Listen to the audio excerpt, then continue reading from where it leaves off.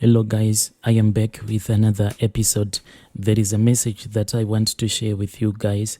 This message that you are going to be listening to, it comes from a translation of a message that I received. The message reads like this. Hello my brother, how are you? I have a confession to make. I am also working for a company that runs a funeral parlor. My job mainly is to clean and dress the corpses. I am being paid by many ritualists to give them the water that I would have used when I am bathing most of these corpses. There is a place where I keep this water. After bathing all of these corpses, I then give all of these ritualists, then they give me money. I am married to a very beautiful wife. I have 3 boys, and my wife doesn't know that the money that I bring home almost on a daily basis, it is unclean money. She believes in me. She thinks that I am just a hard worker. Even my bosses, they know that I am someone who is very reliable.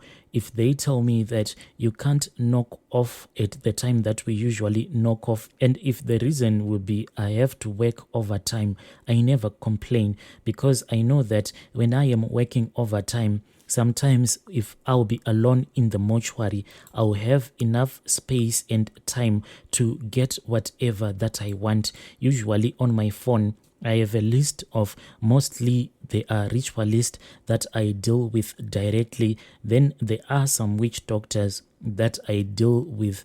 So whenever I am alone in the mortuary, I'll just tell them to send me a request of all the things that they will need.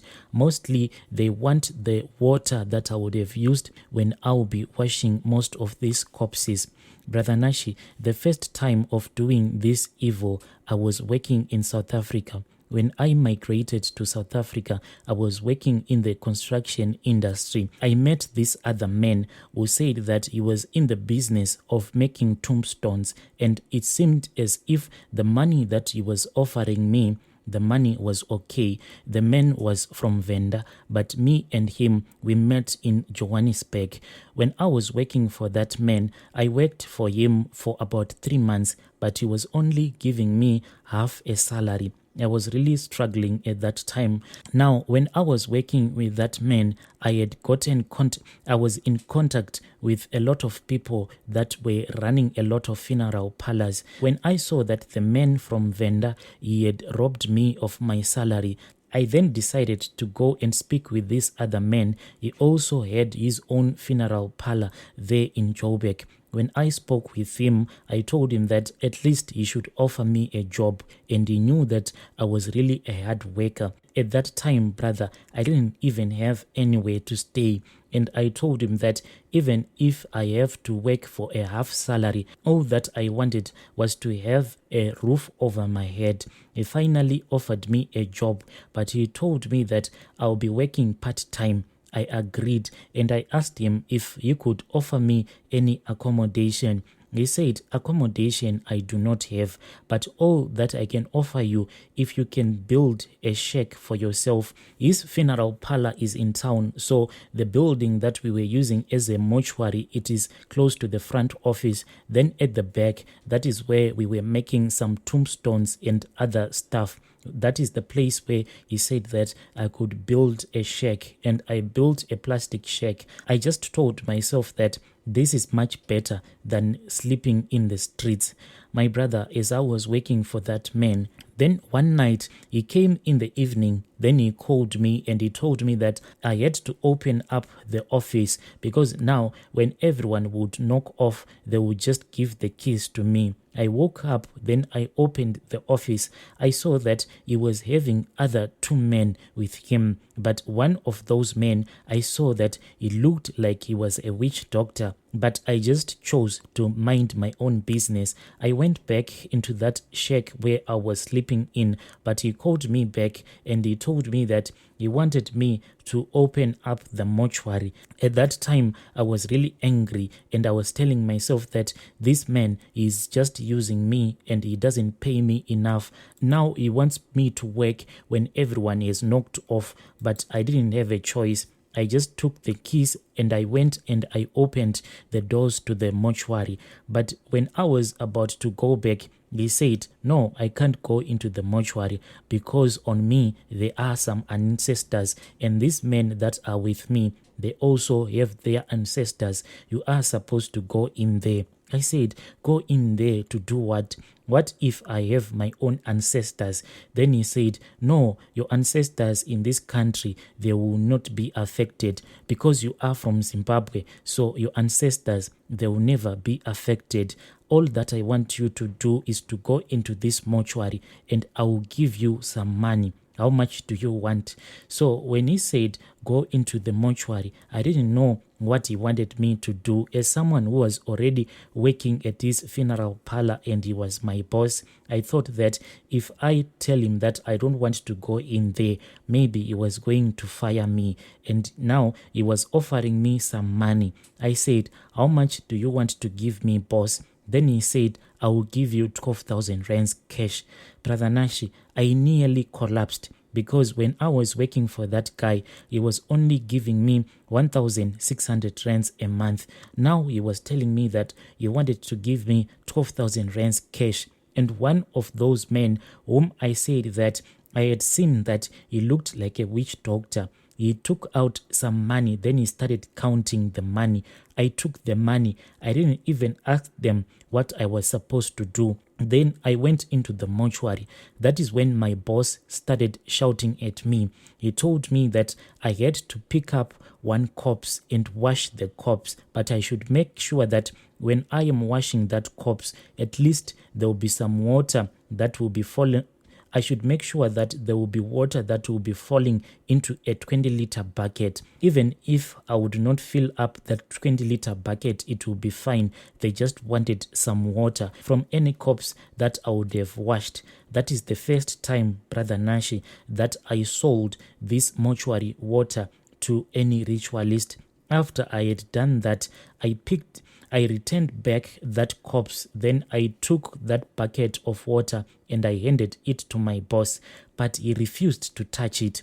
He said, go and wash your hands. So I ran to where the tap was. I washed my hands and he told me that I had to change my clothes, but I was not supposed to put my clothes inside my shack. I was just supposed to leave it hanging outside. I did everything that he had told me. Then he told me that I should come with him. So I placed a lid on that 20-liter bucket. Then I placed it in his car and he said, I want you to drive with us because you are supposed to hold this bucket so that the water will not spill over into my car. I was really afraid of my boss. Because of his body structure, he seemed more like a giant. So I just did everything that he had asked me to do.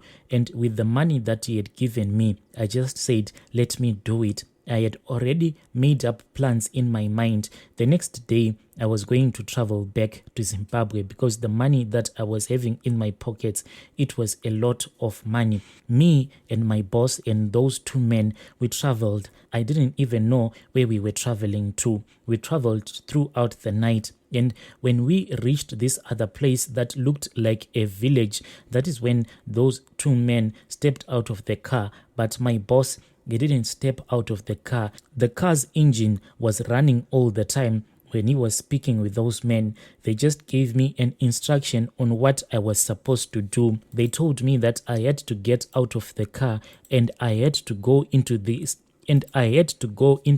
other room. That room, Brother Nashi, it looked like it was a traditional healer's consultation room. I just went into that room. Those men just instructed me, but they didn't get into that room. They just gave me instructions through the window. I was really terrified. I didn't even know what I was doing at that time. I followed their instructions as they had told me. After that, one of them took some herbs and he started to sprinkle those herbs on my body. Then I returned back into the car where my boss was and he drove back to Johannesburg. When we came back to Johannesburg, I just worked for him for a couple of days. Then he just fired me, Brother Nashi. I don't even know why he fired me. The reason why I continued working for him because I said, if I work for another month, when he gives me my salary, I was going to use that money as a bus fare to travel back to Zim. Then the money that he had given me, I was going to start a small shop with that money. But my boss, he just fired me. He didn't give me any extra money. I said it is fine. He has already given me more than enough, because with the kind of a salary that I was earning at his funeral parlor, it was going to take me at least 2 years for me to raise that kind of a salary. I returned back home. Then I started my small shop. But when I started my small shop, brother, the whole business just collapsed. It was like when I came from South Africa, I didn't even have any money at all. People were coming to the shop and buying. I sold everything that I had in that shop. And when it was time for me to go and buy another stock for my shop, I saw that I didn't have any money. Yes, Brother Nashi, I know that when I came back to Zim, I misused some of that money, because when I returned back home, my wife then told me that it was high time that I go back to her people so that I can pay for a bride price. So I took some of that money to pay for a bride price, and there were other expenses that were waiting for me. But when I finished all the expenses that were waiting for me here in Zim, when I tried that small business, it just collapsed, Brother Nashi. I was really desperate. But anyway, as someone who was really experienced in this thing of making tombstones, I went around looking for work. But here it seems as if everyone is now into that business of making tombstones. So I ended up visiting this other funeral parlor. Then when I went there, I looked for a job. I told them that when I was in South Africa, I was working at a funeral parlor. They tested me and they saw that indeed, yes, everything that I was telling them I had experienced. Then they hired me. When I was working at this funeral parlor where I am working right now, that is when another man, he approached me. That man, the way that he approached me, I was coming from work one day. I was going to this other place where we usually get transport, because here we no longer use the taxi rank. Most of the people here, they just hitchhike. So I was standing with other people whilst I was looking for transport to go back home. Then there was another car that came, but that man, he pointed at me and he told me that he wanted to have a word with me.